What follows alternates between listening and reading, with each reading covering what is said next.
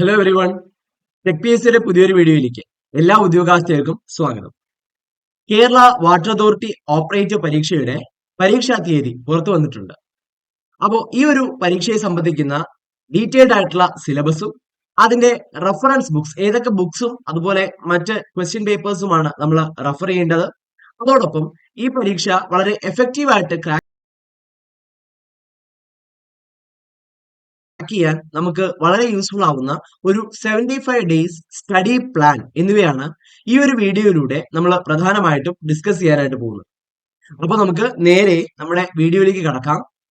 ആദ്യം തന്നെ നമ്മുടെ നോട്ടിഫിക്കേഷൻ ഡീറ്റെയിൽസ് ഒന്ന് പരിശോധിക്കുകയാണെങ്കിൽ കാറ്റഗറി നമ്പർ വരുന്നത് 735/2025 ആണ്. കേരള വാട്ടർ അതോറിറ്റി ഡിപ്പാർട്ട്മെന്റിലേക്ക് ഓപ്പറേറ്റർ പോസ്റ്റിലേക്കാണ് നിയമനം നടക്കുന്നത്.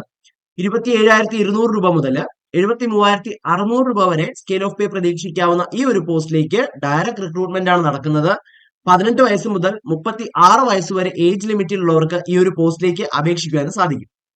ഇനി നമ്പർ ഓഫ് വേക്കൻസീസ് പരിശോധിക്കുകയാണെങ്കിൽ ആന്റിസിപ്പേറ്റഡ് നമ്പർ ഓഫ് വേക്കൻസീസ് ആണ്, എന്നാലും അത്യാവശ്യം വേക്കൻസീസ് നമുക്ക് പ്രതീക്ഷിക്കാം.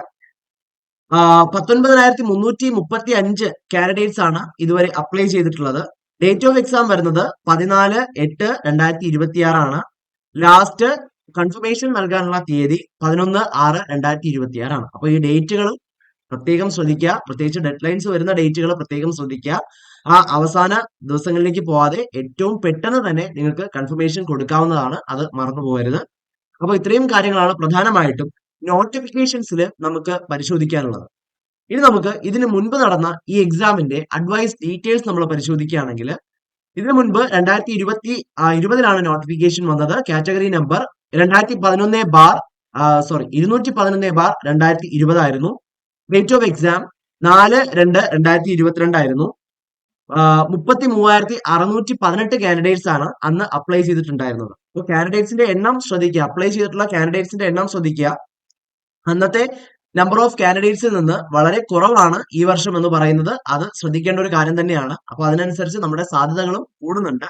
ഇനി date of എക്ട് of rank list, DE of rank list 7/2/2023 main ലിസ്റ്റിൽ ഉണ്ടായിരുന്നത് 1051 കാൻഡിഡേറ്റ്സ് ആണ്. കട്ട് ഓഫ് മാർക്ക് 44.67 ആയിരുന്നു. മാക്സിമം മാർക്ക് അന്ന് 82.33 ആണ് ലഭിച്ചത്. ഡേറ്റ് ഓഫ് ലാസ്റ്റ് അഡ്വൈസ് 23/2/2026 ആണ് ഏറ്റവും അവസാനത്തെ അഡ്വൈസ് ഈ ഒരു റാങ്ക് ലിസ്റ്റിൽ നടന്നത്. അപ്പൊ അതുവരെയുള്ള കണക്കുകൾ പരിശോധിക്കുമ്പോൾ ഈ റാങ്ക് ലിസ്റ്റിൽ നിന്നും 599 നിയമനങ്ങളാണ് ഇതുവരെ നടന്നിട്ടുള്ളത് എന്നുള്ളൊരു കാര്യം പ്രത്യേകം ശ്രദ്ധിക്കുക. അപ്പോൾ നമ്പർ ഓഫ് കാൻഡിഡേറ്റ്സ് വെച്ച് നോക്കുമ്പോൾ അത്യാവശ്യം നല്ല രീതിയിൽ നിയമനം നടക്കുന്ന ഒരു പോസ്റ്റ് കൂടിയാണ് ഇത് എന്ന് നമ്മൾ പ്രത്യേകമായിട്ട് ശ്രദ്ധിക്കേണ്ടതായിട്ട് വരും. റാങ്ക് ലിസ്റ്റ് പക്ഷെ ഇപ്പൊ നിലവിലില്ല, റാങ്ക് ലിസ്റ്റ് എക്സ്പയർ ആയി കഴിഞ്ഞു, അതും ശ്രദ്ധിക്കുക. ഓക്കെ, അപ്പൊ ഇനി എന്തെങ്കിലും നിയമനങ്ങൾ നടക്കണം എന്നുണ്ടെങ്കിൽ അത് പുതിയ റാങ്ക് ലിസ്റ്റിൽ നിന്നായിരിക്കും നടക്കേണ്ടത് എന്നുള്ള കാര്യം ശ്രദ്ധിക്കുക. ഓക്കെ, ഇനി നമുക്ക് എന്തൊക്കെയാണ് ഈ ഒരു പരീക്ഷയ്ക്ക് നമുക്ക് പ്രതീക്ഷിക്കാവുന്ന അതിന്റെ സിലബസ് ഓവർവ്യൂ നമ്മളൊന്ന് പരിശോധിക്കുകയാണെങ്കിൽ 14 ഭാഗങ്ങളിൽ നിന്നാണ് ക്വസ്റ്റ്യൻസ് നമുക്ക് പ്രതീക്ഷിക്കാവുന്നത്. അതിൽ ഏറ്റവും വെയിറ്റേജ് കൂടിയ ഭാഗം ഫണ്ടമെന്റൽസ് ഓഫ് ഇലക്ട്രിസിറ്റി ആണ്. 15 മാർക്കിന്റെ ചോദ്യങ്ങളാണ് ഇവിടെ നിന്ന് പ്രതീക്ഷിക്കാവുന്നത്. 2 ഇലക്ട്രോസ്റ്റാറ്റിക്സ് ആൻഡ് ഇലക്ട്രോ മാഗ്നറ്റിസം 5 മാർക്കിന്റെ ചോദ്യം. ഫണ്ടമെന്റൽസ് ഓഫ് AC സിസ്റ്റം 5 മാർക്കിന്റെ ചോദ്യം. മെഷർമെന്റ്സ് ആൻഡ് മെഷറിംഗ് ഇൻസ്ട്രുമെന്റ്സ് 5 മാർക്കിന്റെ ചോദ്യം. Safety, first aid, batteries and solar cell 5 mark. Wiring accessories 5 mark. DC machines 5 mark. AC machines 5 mark. Digital electronics 5 mark. Power electronics 5 mark. ഇനിയുള്ള 4 ടോപ്പിക്കുകൾ 10 മാർക്കിന്റെ weightage വീതമാണ് നൽകിയിട്ടുള്ളത്. അത് ഇതൊക്കെയാണ്: pumps and fastening, IC engines, power transmission, fluid valves എന്നിവയാണ് ആ topics. Okay, അപ്പോൾ സിലബസിൽ നമുക്ക് പ്രധാനമായിട്ടും ഇത്രയും ഭാഗങ്ങളിൽ നിന്നാണ് ചോദ്യങ്ങൾ പ്രതീക്ഷിക്കാവുന്നത്, അതും ശ്രദ്ധിക്കുക. ഇനി നമ്മൾ ഏതൊക്കെ ക്വസ്റ്റ്യൻസ് ആണ് ഇതിനായിട്ട് റെഫർ ചെയ്യേണ്ടത്, ഏതൊക്കെ ബുക്സ് ആണ് ഇതിനായിട്ട് റെഫർ ചെയ്യേണ്ടത് എന്നുള്ള കാര്യങ്ങളാണ് ചെക്ക് ചെയ്യാനായിട്ട് പോകുന്നത്. സോ നമുക്ക് ഒന്ന് നോക്കാം. ITയുടെ pump operator cum mechanic NIMI based books, ITയുടെ നിമി ബേസ്ഡ് ആയിട്ടുള്ള ബുക്ക് ഏതാണ്? പമ്പ് ഓപ്പറേറ്റർ കം മെക്കാനിക് നമുക്ക് റെഫറൻസ് ബുക്ക് ആയിട്ട് യൂസ് ചെയ്യാം. അതുപോലെ ITI electrician NIMI based books നമുക്ക് യൂസ് ചെയ്യാം. ITI pump operator cum mechanics NIMI based assignment questions and PYQs നമ്മൾ ക്വസ്റ്റ്യൻസിന്റെ റെഫറൻസിന് വേണ്ടിയിട്ട് യൂസ് ചെയ്യാം. അപ്പൊ പ്രധാനമായിട്ട് നമ്മുടെ റെഫറൻസ് ബുക്സ് എന്ന് പറയുന്നത് ITയുടെ pump operator cum mechanic NIMI based ബുക്സും ITI ഇലക്ട്രീഷ്യൻ നിമി ബേസ്ഡ് ബുക്സും ആണ്. അതോടൊപ്പം ITI pump operator cum mechanic NIMI based assignment ക്വസ്റ്റ്യൻസും PYQസും നമുക്ക് ക്വസ്റ്റ്യൻ റെഫറൻസിനായിട്ട് യൂസ് ചെയ്യാം. അതുപോലെ യൂസ് ചെയ്യാവുന്നതാണ് ITI electrician NIMI based assignment ക്വസ്റ്റ്യൻസും PYQസും. അതുപോലെ കേരള PSCയുടെ ഓപ്പറേറ്ററിന്റെ തന്നെ previous year questions, Kerala PSC ഇലക്ട്രീഷ്യന്റെ PYQs, അതിന്റെ സെലക്ടഡ് ക്വസ്റ്റ്യൻസ് മതി. നമുക്ക് എല്ലാ ക്വസ്റ്റ്യൻസും ആവശ്യമില്ല. നമ്മുടെ സിലബസിലേക്ക് ആവശ്യമായിട്ടുള്ള ക്വസ്റ്റ്യൻസ് ഏതൊക്കെയാണോ ആ ക്വസ്റ്റ്യൻസ് നമുക്ക് ഉപയോഗിക്കാവുന്നതാണ്. ISRO VSSCയുടെ ഇലക്ട്രീഷ്യന്റെ PYQs, അതുപോലെ ISRO VSSCയുടെ MMV PYQs, ഇതെല്ലാം നമുക്ക് യൂസ് ചെയ്യാം. അപ്പൊ ഇതെല്ലാം യൂസ് ചെയ്യുമ്പോൾ ശ്രദ്ധിക്കുക, ഓപ്പറേറ്ററിന്റെ PYQs മാത്രമേ നമ്മൾ മുഴുവൻ ക്വസ്റ്റ്യൻസും യൂസ് ചെയ്യാവൂ. ബാക്കിയുള്ള PYQs എല്ലാം നമുക്ക് സെലക്ടഡ് ക്വസ്റ്റ്യൻസ് മാത്രം മതി. സിലബസിലേക്ക് ആവശ്യമായിട്ടുള്ള അല്ലെങ്കിൽ ആ പോർഷൻസിൽ നിന്ന് വരുന്ന ക്വസ്റ്റ്യൻസ് ഏതൊക്കെയാണോ ആ ക്വസ്റ്റ്യൻസ് ആണ് നമുക്ക് യൂസ് ചെയ്യാവുന്നത്.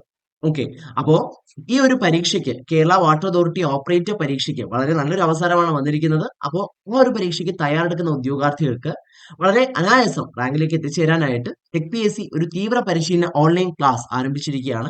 അപ്പോൾ ഈ ഒരു കോഴ്സിന്റെ പ്രത്യേകത എന്ന് പറയുന്നത്, മുൻവർഷങ്ങളിലെ വിജയികളെ സൃഷ്ടിച്ചിട്ടുള്ള കേരളത്തിലെ പരിചയസമ്പന്നരായ അധ്യാപകരാണ് ക്ലാസുകൾ നയിക്കുന്നത്. ലൈവ് സെഷൻസ് ആയും റെക്കോർഡഡ് ക്ലാസ്സുകളായും നിങ്ങൾക്ക് ഓൺലൈൻ ക്ലാസ്സുകൾ ലഭിക്കുന്നതാണ്. ഇനി ഫുൾ സിലബസ് ബേസ്ഡ് ആയിട്ടുള്ള ക്യാപ്സ്യൂൾ നോട്ട്സും മറ്റ് സ്റ്റഡി മെറ്റീരിയൽസും നിങ്ങൾക്ക് ആക്സസബിൾ ആൻഡ് ഡൗൺലോഡബിൾ ആയിട്ടുള്ള PDF ഫോർമാറ്റിൽ ലഭിക്കുന്നതാണ്. ഇനി നമുക്ക് പറയാനുള്ളത് ക്വസ്റ്റ്യൻ ഡിസ്കഷന്റെയും അതുപോലെ ക്വസ്റ്റ്യൻ പ്രാക്ടീസിന്റെയും കാര്യമാണ്. ടോപ്പിക് വൈസ് ആയിട്ടുള്ള ടെസ്റ്റുകളും അത് ഡീറ്റെയിൽഡ് എക്സ്പ്ലനേഷനോട് കൂടിയ ടെസ്റ്റുകളും മോഡൽ ക്വസ്റ്റ്യൻസും നിങ്ങൾക്ക് പ്രൊവൈഡ് ചെയ്യും. അതോടൊപ്പം ഫുൾ സിലബസ് ബേസ്ഡ് ആയിട്ടുള്ള ഫീഡ്ബാക്കോട് കൂടിയ മോക്ക് ടെസ്റ്റുകൾ അറ്റൻഡ് ചെയ്യാനുള്ള അവസരങ്ങളും ഈ ഒരു കോഴ്സിലൂടെ ഉണ്ടായിരിക്കും. ഇനി ഡൗട്ട് ക്ലിയറൻസിനും മെന്റർഷിപ്പിനും ഏത് സമയത്തും അവസരം ഉണ്ടായിരിക്കും. കാരണം ഈ ഒരു പരീക്ഷയുടെ കോഴ്സ് അല്ലെങ്കിൽ ഈ ഒരു കോഴ്സിന്റെ വാലിഡിറ്റി എന്ന് പറയുന്നത്, നിങ്ങൾക്ക് എന്നാണോ എക്സാം നടക്കുന്നത് ആ തീയതി വരെയും കോഴ്സ് വാലിഡിറ്റി ഉണ്ടായിരിക്കും എന്നുള്ളൊരു കാര്യം ശ്രദ്ധിക്കുക. അപ്പോൾ ഈ ഒരു കോഴ്സിനെ കുറിച്ചുള്ള കൂടുതൽ ഡീറ്റെയിൽസ് അറിയുന്നതിനും അതോടൊപ്പം അഡ്മിഷൻ നേടുന്നതിനുമായിട്ട് നിങ്ങൾ ഇപ്പോൾ തന്നെ ടെക് PSC ആപ്പ് ഡൗൺലോഡ് ചെയ്തോളൂ. എന്തെങ്കിലും സംശയങ്ങൾക്കും മറ്റും സ്ക്രീനിന്റെ താഴെ കാണുന്ന നമ്പറിലും ഞങ്ങളെ കോൺടാക്ട് ചെയ്യാവുന്നതാണ്. ഇനി നമ്മൾ ഡിസ്കസ് ചെയ്യാൻ പോകുന്നത് ഈ ഒരു വീഡിയോയുടെ ഏറ്റവും പ്രധാനപ്പെട്ട ഭാഗമാണ്. അതായത് ഒരു സ്റ്റഡി പ്ലാനിന്റെ ഓവർവ്യൂ, ഒരു 75 ഡേയ്സ് സ്റ്റഡി പ്ലാൻ ഓവർവ്യൂ ആണ് നമ്മൾ ചെക്ക് ചെയ്യാനായിട്ട് പോകുന്നത്. ഓക്കെ, അപ്പൊ നമ്മൾ ആദ്യത്തെ 5 ദിവസങ്ങൾ ഡേ 1 to 5 ഒന്നാമത്തെ മൊഡ്യൂൾ ആയിട്ടുള്ള നമ്മുടെ ഏറ്റവും വെയിറ്റേജ് കൂടിയ മൊഡ്യൂൾ ആയിട്ടുള്ള ഫണ്ടമെന്റൽസ് ഓഫ് ഇലക്ട്രിസിറ്റി ആണ് നമ്മൾ പഠിക്കാനായിട്ട് പോകുന്നത്. ഓക്കെ, 15 മാർക്കിന്റെ വെയിറ്റേജ് ആണ്.